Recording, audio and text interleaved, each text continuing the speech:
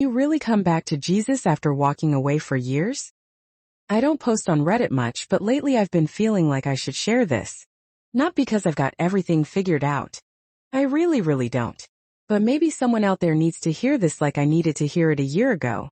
Maybe you're standing on the edge of something and you're not sure if there's anything on the other side.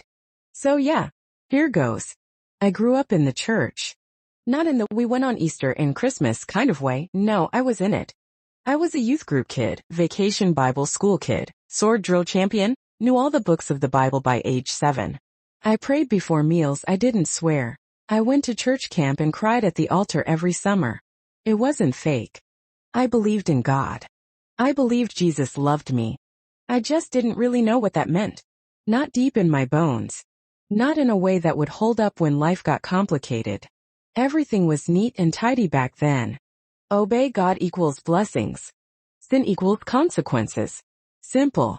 But life is never simple for long. High school was the start of the drift. Nothing dramatic, no rebellious phase, no big meltdown. Just slow, quiet distance. I started noticing the hypocrisy. Leaders preaching grace but being cruel behind the scenes. Church members tearing down each other with gossip.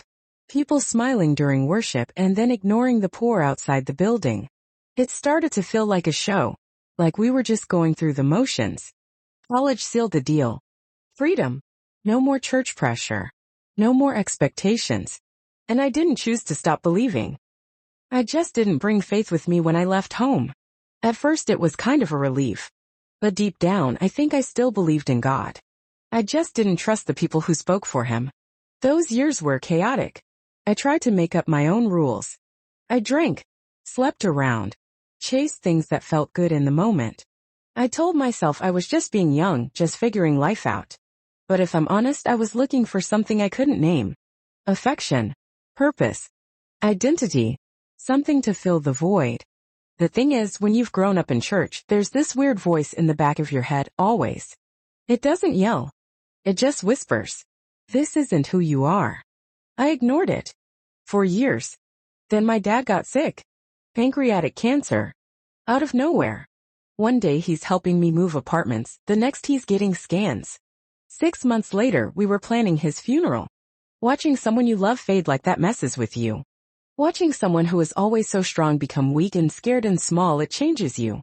I prayed for the first time in a long time the night he was diagnosed. I didn't even know why. God, if you're still there, please don't let this be real. He died anyway. And I broke. Grief didn't look like tears for me. It looked like numbness. I stopped showing up for life. Barely graduated. Got into a toxic relationship I should have never touched.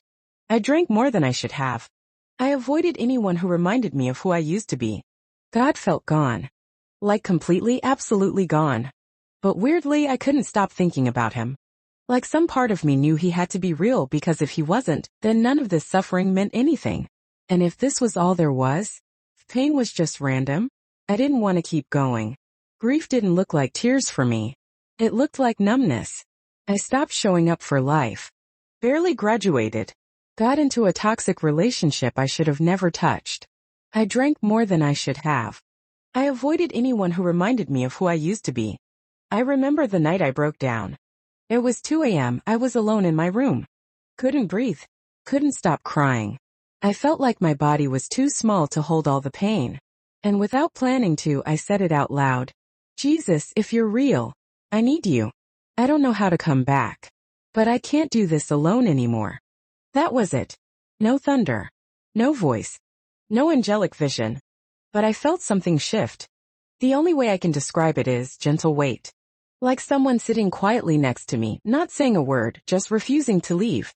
I hadn't felt that kind of peace in years. Coming back to faith after years away is weird. I didn't magically become a better person. I didn't suddenly feel holy. In fact, I felt super awkward. I walked into a church near my apartment and sat in the back with my hoodie up, fully prepared to bolt if anyone tried to welcome me. But I stayed. And I kept staying. I read the Bible again, this time not to earn points but to understand. I prayed again awkwardly, simply, sometimes just hi. I don't know what I'm doing. I found a small group. Real people. No fake smiles. People who admitted they had doubts too. People who prayed even when they were angry. People who didn't run when I told them how messed up I'd been. That community kept me breathing. I used to think of Jesus as a distant, disappointed figure. Always slightly annoyed with me.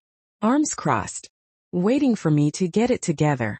But the more I read the Gospels, the more I realized I had it all wrong. Jesus touched the untouchable. Sat with the unwanted. Spoke kindly to the screw-ups. He told religious people to sit down and broken people to stand up. He didn't ask people to fix themselves before coming close. He came close first. That wrecked me.